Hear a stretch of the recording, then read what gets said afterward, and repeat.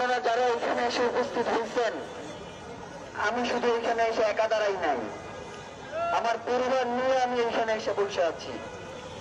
যার কারণে আমার পরিবার বাসায় বসে ঘুমাবে আর আপনারা এখানে বসে বিচার চাইবেন, এইটা হইতে পারে না।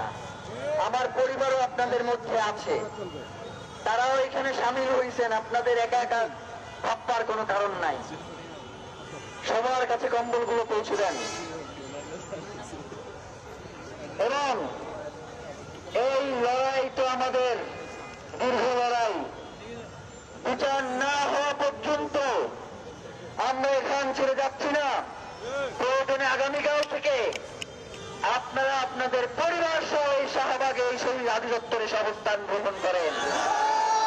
বিচার নিশ্চিত না হওয়া পর্যন্ত আমরা এই অবস্থান ত্যাগ করব না।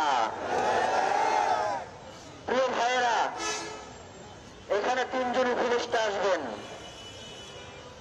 আমাদের সাথে তাদের কথা হয়েছে। তারা আসার পরে আমরা কি তাদের সাথে অসম্মানজনক কিছু করব? আমরা কি পিছন থেকে তাদেরকে টিটকারি করে কোনো কথা বলবো? আমি তাদেরকে আশ্বস্ত করেছি যে এইখানে যারা এসেছে তারা শুধুমাত্র হাবিবের হত্যার বিচার নিশ্চিত করার জন্য এসেছে, অন্য কোনো উদ্দেশ্য নয়। সুতরাং আপনারা যদি এখানে আসেন তাহলে অন্তত তারা মনে করবে যে এই রাষ্ট্র